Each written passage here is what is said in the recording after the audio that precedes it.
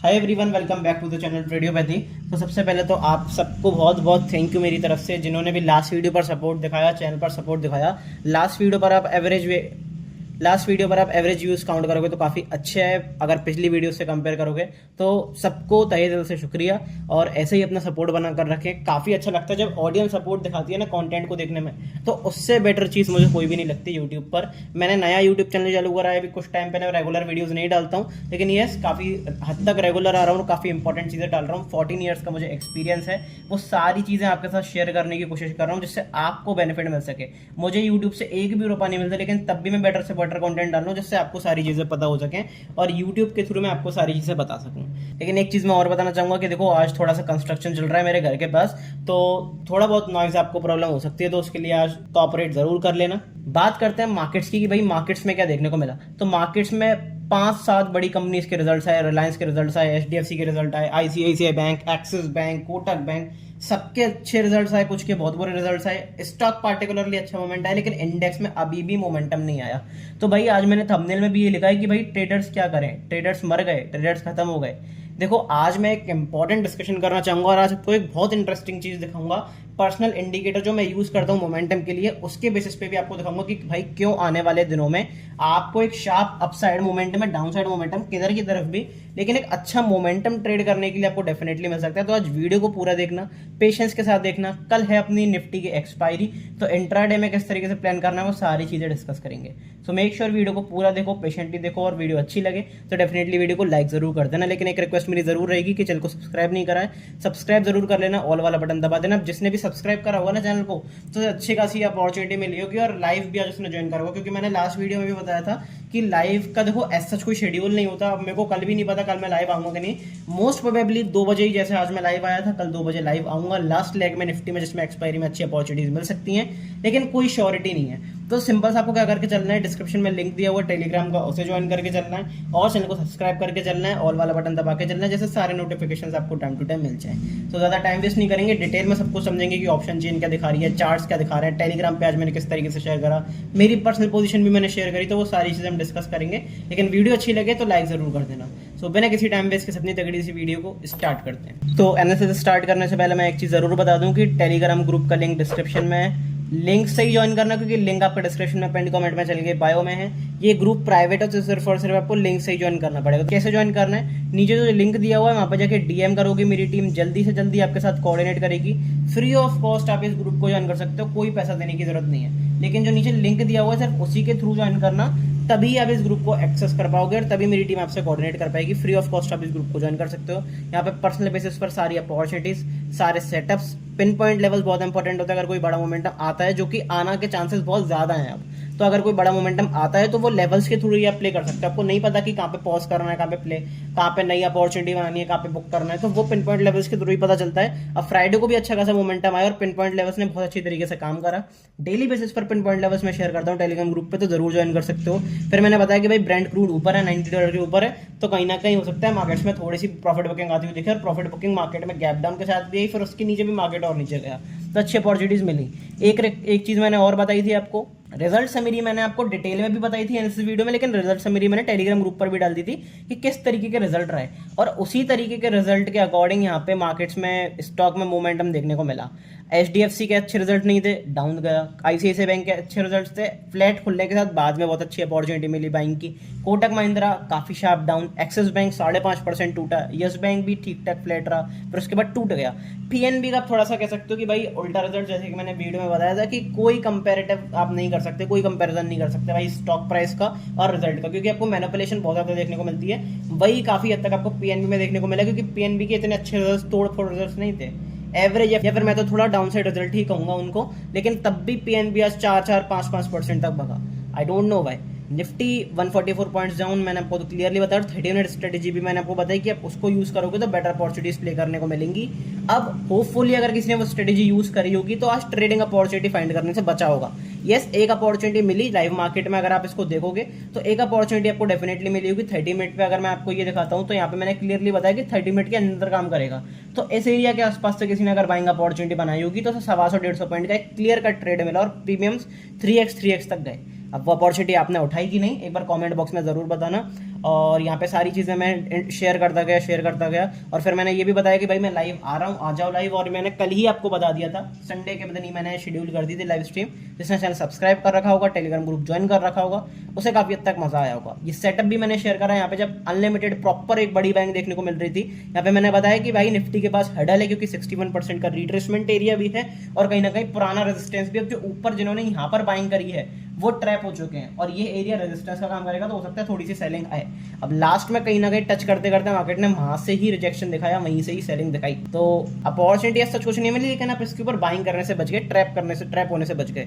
एक इंपॉर्टेंट भाई आज एक न्यूज जो फ्लो थी वो भी मार्केट्स में आया। क्या न्यूज मार्केट में आई कि जो गवर्नमेंट है वो LTCG को अभी हटाने के ऊपर कुछ भी क्लैरिफिकेशन नहीं दे रही, मतलब बेसिकली क्लैरिफाई कर दिया है कि अभी LTCG नहीं हटेगा। तो ये अपने आप में मार्केट के लिए नेगेटिव न्यूज़ थी। हो सकता है मार्केट इसके ऊपर कल रिएक्ट करे या फिर किस तरीके से रिएक्ट करेगा, ये देखना काफ़ी इंपॉर्टेंट होगा। सो मेरा कहने का मतलब ये है कि टेलीग्राम ग्रुप पर A2 से सारी चीज़ें शेयर होती हैं। कोटक बैंक से रिलेटेड भी मैंने डाला था कि भाई कोटक बैंक में अच्छी अपॉर्चुनिटी मिल सकती है, वहाँ मैंने अपनी पर्सनल पोजीशन भी डाली थी और एक अच्छा खासा प्रॉफिट हुआ कि कोटक बैंक को मैं शॉर्ट करके गया था, क्योंकि कोटक बैंक बहुत भग चुकी थी, बैंक्स बहुत ज़्यादा भाग चुकी थी और बैंक के रिजल्ट में पॉजिटिव एक्सपेक्ट इसलिए नहीं कर रहा था क्योंकि सबसे बड़ा ट्रिगर है भाई USD INR के ऊपर। अगर मैं आपको चार्ट्स के ऊपर लेकर जाके दिखाता हूँ तो आपको एक इंपॉर्टेंट चीज़ क्या दिखेगी कि मैंने क्लियरली ये भी चीज़ आपके अंदर बहुत टाइम पहले 3-4 महीने हो गए, 3 महीने एटलीस्ट हो गए होंगे, तब भी मैं डिस्कस कर रहा था कि काफ़ी अच्छे एक ब्रेकआउट लेवल पर है। और कुछ दिनों पहले भी मैंने डिस्कस करा था अगर ये 95.7 95.8 के ऊपर निकल जाता है तो ये ब्रेकआउट जोन है। और जब USD INR बढ़ेगा तो इसका क्लियर कट नेगेटिव इंपैक्ट सबसे ज़्यादा बैंक्स पर ही पड़ेगा, क्योंकि it's all about finance, it's all about economy.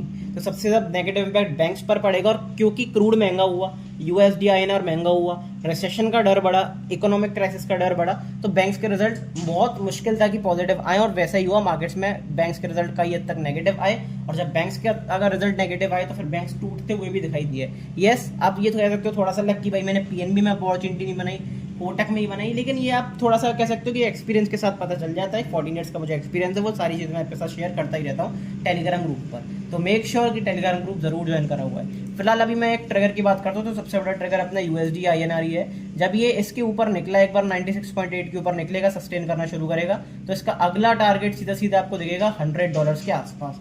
और अगर ये $100 के ऊपर निकल जाता है तो वो ब्रेकआउट जोन है और वहां से कहीं ना कहीं बड़ा ब्रेकआउट मैसिव आपको टर्न अराउंड इंडियन मार्केट्स में आता हुआ दिखेगा और एक प्रॉपर एक पैनिक सेलिंग भी आपको इंडियन मार्केट्स में आती हुई दिख सकती है। तो वो आपको उसके लिए थोड़ा सा प्ले कर चलना पड़ेगा। अगर आप मुझसे पूछोगे कि आप फ्रेश बाइंग करोगे कि नहीं पोजिशनली, तो देखो पोजिशनली 3-4 महीने के लिए अगर आप आउटलुक लेकर चल रहे हो तो मैं पर्सनली कोई भी बाइंग नहीं करना चाहूंगा इंडियन मार्केट्स में। लेकिन अगर आप पोजिशनली पूछोगे कि आप भाई एक हफ्ते के लिए बाइंग करोगे, किसी बाउंस के लिए बाइंग करोगे, तो डेफिनेटली कुछ एरियाज रहेंगे जहां पे एक अच्छी खासी बाइंग की अपॉर्चुनिटी बनाई जा सकती है। पोजिशनली नहीं, फॉर वीकली पर्पस एक हफ्ते के लिए आपने पोजीशन होल्ड कर ली उस तरीके से।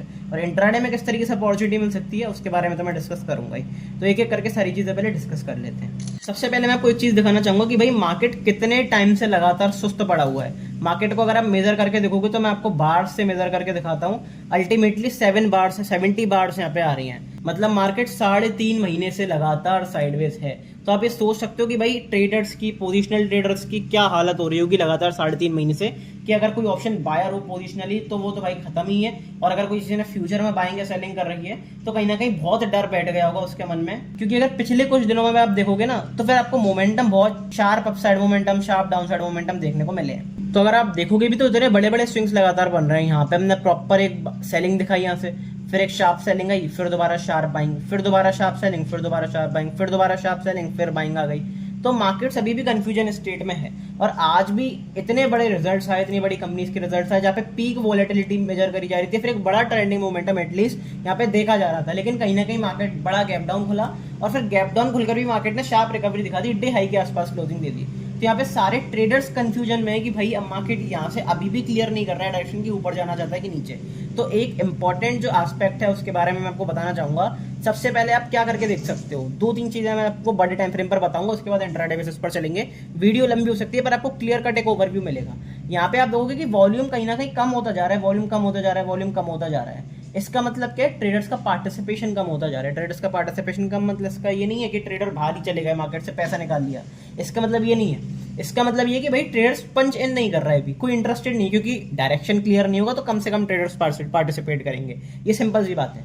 इसके लिए मैं लगाता हूं भाई एक अपना इंडेक्स, एक अपना इंडिकेटर, एवरेज डायरेक्शनल इंडेक्स। इसको जनरली मैं 28 पर भी यूज करता हूँ, लेकिन अभी अगर मैं 14 पर आपको यूज करके दिखाता हूँ तो आपको इसमें एक इंटरेस्टिंग चीज क्या दिखेगी कि भाई अपनी बेस लाइन के आसपास है।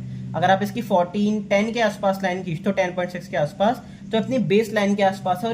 और एडीएक्स का मतलब एवरेज डायरेक्शनल इंडेक्स का मतलब ये होता है कि जब जब ये बढ़ता है तब तक आपको इंडेक्स में मोमेंटम दिखाई देता है, या तो अपसाइड या फिर डाउन साइड। यहाँ पे आप देखोगे मोमेंटम बढ़ा, इंडेक्स में मोमेंटम आया, यहाँ पे चार्ट इसका ये बढ़ा तो इंडेक्स में मोमेंटम आया। अपसाइड भी आ सकता है, डाउन साइड भी आ सकता है। यहाँ पे आप देखोगे कि अच्छा खासा मोमेंटम आया तो प्रॉपर एक बड़ी अपने को बाइंग देखने को मिली।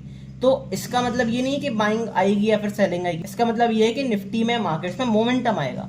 अब अगर मार्केट्स में मोमेंटम आएगा तो अच्छी अपॉर्चुनिटी मिल सकती है, और क्योंकि ये बेस लाइन पर है तो चांसेस हायर साइड पे है कि मार्केट एक अच्छी अपॉर्चुनिटी दिखा दे, और वो आपको क्लियर कट चार्ट्स पे भी दिख रहा है। कैसे दिख रहा है चार्ट्स पर, मैं आपको बताता हूँ। क्योंकि अभी हम नेगेटिव स्ट्रक्चर में है, नेगेटिव ट्रेंड में है, तो यहाँ से मैं लगाऊंगा भाई सेल ऑन राइज। जो प्रीवियस वीडियोस देख कर आए उन्हें पता है कि भाई मैं कौन से नेगेटिव स्ट्रक्चर की बात कर रहा हूँ, क्योंकि 24,600 के जब तक ऊपर नहीं निकलते तब तक पॉजिटिव स्ट्रक्चर अपना नहीं बनेगा। क्योंकि ये वाला 24,600 का जो ये वाला एरिया है, ये एरिया है अपना मार्केट स्ट्रक्चर को चेंज करने वाला। इस एरिया के ऊपर निकल गए तो फिर कहीं ना कहीं सस्टेन करना का स्टार्ट करा तो मार्केट में पॉजिटिव स्ट्रक्चर बनेगा, और मार्केट आपको टेम्परेरी बॉटम बना के एक नए हाइस तक जाने की कोशिश जरूर करेगा, क्योंकि मार्केट में पॉजिटिव स्ट्रक्चर बन जाएगा। लेकिन क्योंकि अभी स्ट्रक्चर नेगेटिव है तो दो एरियाज मेरे लिए जहाँ पे आप सेलिंग की अपॉर्चुनिटी फाइंड आउट कर सकते हो। 24,759, 24,270, इन दो एरियाज के आसपास हम आते हैं, नेगेटिव कैंडल की क्लोजिंग करते हैं, नेगेटिव प्राइस एक्शन दिखाते हैं, रेजिस्टेंस फेस करते हैं डेली टाइम फ्रेम पे, प्रॉपर एक सेलिंग की अपॉर्चुनिटी बनेगी डेली बेसिस पर पोजिशनली, जहाँ पे अच्छी खासी सेलिंग की अपॉर्चुनिटी प्लान कर सकते हो। एक आप एडीएक्स में कॉन्फिडेंस ये भी देख सकते हो कि इसका मतलब क्या होता है। इसका मतलब होता है कि मोमेंटम कितना शार्प, मोमेंटम कितना फास्ट आ रहा है। और आपने जनरली ये भी देखा होगा कि सेलिंग में मोमेंटम बहुत शार्प आता है, फ्री फॉल की तरह मार्केट गिरता है। तो अगर एडीएक्स शार्पली इंक्रीज होता है, क्योंकि बिल्कुल बेस लाइन बॉटम पे जा चुका है, और एडीएक्स अगर शार्प इंक्रीज होगा तो हायर चांसेस ये है कि मार्केट थोड़ा सा सेलिंग की तरफ ज्यादा जाए। मैं ये नहीं कह रहा हूँ कि यहाँ से बाइंग नहीं आ सकती, बिल्कुल आ सकती है, शार्प बाइंग बिल्कुल आ सकती है, लेकिन चांसेस हायर साइड पे है कि भाई यहाँ से मार्केट्स में सेलिंग आ जाए। अब इसके मल्टीपल रीजन आपने बता सकते हो कि एफआईआई सेल करके चल रहे हैं, एडीएक्स का मैंने रीजन बता दिया, अभी हम नेगेटिव स्ट्रक्चर में ये भी आप रीजन बता सकते हो। लेकिन इसका मतलब ये बिल्कुल भी नहीं है कि यहाँ से बाइंग नहीं आ सकती। तो भाई अब क्या करके चलना है, तो देखो आपको सिंपल सा कुछ भी नहीं करके चलना, आपको सिर्फ एक इस कैंडल का हाई और इस कैंडल का लो मार्क करके चलो। कौन सी कैंडल, जो एक बड़ी सी कैंडल बनी थी ना, इसका हाई और इसका लो मार्क करके चलो। इसके बारे में निकलते हैं। या फिर सबसे बड़ी बात क्या है कि आज के हाई का, या तो आज इनसाइड कैंडल बनी तो इंट्राडे बेसिस पर आप ट्रेड कर सकते हो, पर पोजिशनली किस तरीके से ट्रेड करना है मैं तो आपको सिर्फ वो बता रहा हूँ कि 24,300 और 23,800 इस रेंज के बाहर हम जब निकल लेंगे, सस्टेन करना शुरू करेंगे तो एक अच्छी खासी आपको अपॉर्चुनिटी देखने को मिलेगी। लास्ट लेग में लास्ट दिन पे हम यहाँ पे बाहर निकले थे, लेकिन कहीं ना कहीं सस्टेन नहीं कर पाए। एक बार दोबारा इसके ऊपर निकलते हैं तो बाइंग अच्छी खासी आएगी, इसके नीचे निकलते हैं तो सेलिंग अच्छी खासी आएगी। और क्योंकि अगर इसके नीचे निकलते हैं तो 38% का रिट्रेसमेंट एरिया भी है, ये सपोर्ट लेवल भी है, ये इंपॉर्टेंट एरिया भी 23,800 का। तो इसके नीचे निकलेंगे तो सेलिंग के मल्टीपल कंफर्मेशन आपको देखने को मिलेंगे। तो बेटर अपॉर्चुनिटी आपको मिल सकती है सेलिंग के लिए यहाँ पे, और बेटर अपॉर्चुनिटी आपको बाइंग के लिए मिल सकती है 24,300 के ऊपर है। लेकिन यस, कंफर्मेशन पोजिशनली आपका कब आएगा, 24,600 में यहाँ पे लिख भी देता हूँ, स्क्रीनशॉट ले लेना। 24,600 के ऊपर सस्टेन करना शुरू करते हैं तभी ही कोई बाइंग के लिए प्लान करेंगे, नहीं तो उससे पहले मैं पर्सनली कोई बाइंग के लिए प्लान नहीं करूंगा। ये मेरा हो गया पोजिशनल आउटलुक। इंट्राडे में क्या अच्छी अपॉर्चुनिटी मिल रही है, लेकिन एक बार ये एडीएक्स वाला अगर ऐसा अच्छा लगा हो, 5 मिनट एक्स्ट्रा लगे, लेकिन काफी इंपॉर्टेंट चीज थी जो मेरे को बतानी थी और वो मैंने आपको बताई। तो मोमेंटम अब आप कैच कर सकते हो, अगर आप जानते हो, आपको समझ में आया तो आप डेफिनेटली कैच कर सकते हो। जिसने ये चीज नहीं देखी होगी उसका बाई चांस मोमेंटम मिस भी हो सकता है।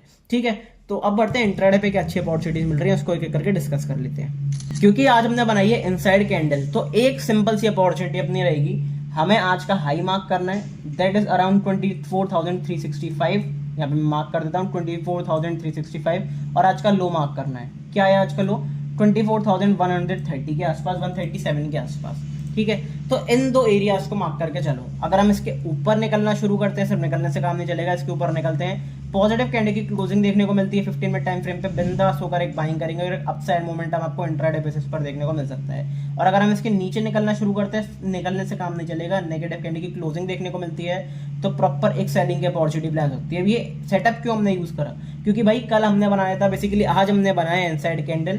इनसाइड कैंडल का मतलब क्या है, ना तो हमने कल के हाई को तोड़ा ना कल के लो को तोड़ा। अगर आप यहाँ पे देखोगे तो ग्रीन कैंडल की इनसाइड कैंडल की क्लोजिंग करी है, तो यहाँ पे इसका मतलब क्या है कि क्योंकि मार्केट एक रेंज में काम कर रहा है, फिर इस रेंज के बाहर निकलेगा तो पॉसिबली आपको इंट्राडे बेसिस पर एक अच्छा खासा मोमेंटम देखने को मिल सकता है। तो एक्सपायरी भी है, तो सेफ तरीका थोड़ा सा अपनाना पड़ेगा। तो अगर जिसको प्रीमियम टेक नहीं चाहिए तो भाई वो सेंसेक्स में ट्रेड कर सकता है, तो सिंपल सी चीज़ है जो हम जानते हैं काफी टाइम से। लेकिन निफ्टी में भी अगर करना चाहते हो ट्रेड और एक सिंपल अपॉर्चुनिटी चाहिए तो फिर इस रेंज के टूटने का वेट करो। इस रेंज के ऊपर टूटते हैं, फिर इस रेंज के नीचे टूटते हैं, सस्टेन करना शुरू करते हैं, तो प्रॉपर एक बाइंग या फिर एक सेलिंग की अच्छी खासी अपॉर्चुनिटी देखने को मिलेगी।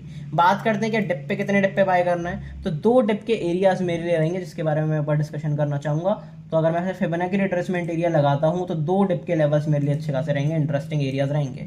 कौन से 24,181, 23,967, इन 2 एरियाज के आसपास हम आते हैं, positive price action, positive support formation create करते हैं, ग्रीन कैंडल की क्लोजिंग दिखाते हैं, तो इंट्राडे बेसिस पर एक अच्छी खासी बाइंग प्लान कर सकते हो और अच्छा खासा आपको एक अपॉर्चुनिटी इंट्राडे बेसिस पर मिल सकती है। तो उसके लिए आपको वेल प्रिपेयर रहना है। लेकिन इस एरिया के आसपास क्या है, काफी सारे लोग करेज नहीं दिखा पाते जब सेलिंग आती है। तो स्ट्रिक्ट एसएल के साथ अगर पॉजिटिव मोमेंटम मिलता है तो फिर बिंदास होकर करेज दिखाएंगे, प्रॉपर एसएल लगा के एक अच्छी बाइंग की अपॉर्चुनिटी फाइंड आउट करेंगे, तो ये अच्छी खासी बाइंग की अपॉर्चुनिटी आपको डेफिनेटली देखने को मिल सकती है। मोस्ट इंपॉर्टेंट एक चीज क्या है, ऑप्शन चेन का एनालिसिस की भाई ऑप्शन चेन आपको क्या दिखा रहा है। ऑप्शन चेन में आपको इंपॉर्टेंट चीज क्या दिखेगी भाई, 74 पॉइंट्स प्रीमियम, 65 पॉइंट्स प्रीमियम, इसका मतलब 140 पॉइंट के आसपास premium at the money straddle पे है और कहीं ना कहीं अच्छे प्रीमियम्स है। इसका मतलब क्या है, मोमेंटम एक्सपेक्टेड है। और क्योंकि इक्वलाइज प्रीमियम्स है, इसका मतलब ये है कि भाई मार्केट को डायरेक्शन क्लियर नहीं कि मोमेंटम किस तरफ आ सकता है, तो पॉसिबल मोमेंटम किसी भी तरफ आ सकता है। अब क्योंकि बड़े प्लेयर्स की साजिश क्या होती है, प्रीमियम्स अच्छे खासे हैं, तो देखो आपको क्या देखने को मिलेगा, आपको ये देखने को मिल सकता है कि भाई फर्स्ट हाफ में मार्केट को साइडवेज रख दिया जाए, कि प्रीमियम्स को दोनों तरफ से तोड़ दिया जाए जिससे ज्यादा से ज्यादा प्रॉफिट हो पाए। फिर जब प्रीमियम सस्ते हो जाए, रिटेलर हार मान जाए कि भाई एक्सपायरी पे मूव नहीं आ रहा, फिर रेंज का ब्रेकआउट करा जाए आइदर अपसाइड और डाउनसाइड, क्योंकि एडीएक्स भी आपको दिखा रहा है कि भाई 1-2 दिन में मोमेंटम आने वाला है, 2-3 दिन में आपका बड़ा मोमेंटम आने वाला है। तो उसके लिए आपको वेल प्रिपेयर्ड रहना है। पीसीआर को आप नजरअंदाज नहीं कर सकते, 1.36 के आसपास है। अब अगर यहाँ से बाइंग आती है, शार्प बाइंग, तो ओवरसोल्ड कैटेगरी में चला जाएगा। लेकिन अगर सेलिंग आती है तो इसके पास एरिया बहुत अच्छा खासा है, क्योंकि पीसीआर काफी हद तक ऊपर की तरफ है। तो वो चीज़ें भी आपको थोड़ा सा देख कर रखनी है। अगर मैं ऑप्शन चेन में पोजीशंस की बात करता हूं तो आपको एक दो इंटरेस्टिंग चीज क्या दिखेंगी, सबसे ज्यादा आपको कॉल राइटिंग दिखेगी, एग्रेसिव कॉल राइटिंग 24, 250, 300, 350, इन एरियाज के आसपास एग्रेसिव कॉल राइटिंग आपको वॉल्यूम्स में देखने को मिलेगी। और अगर मैं पुट राइटिंग की बात करता हूं तो सबसे ज्यादा पुट राइटिंग आपको देखने को मिलेगी 24,100 पर और फिर 24,000 राउंड फिगर पर।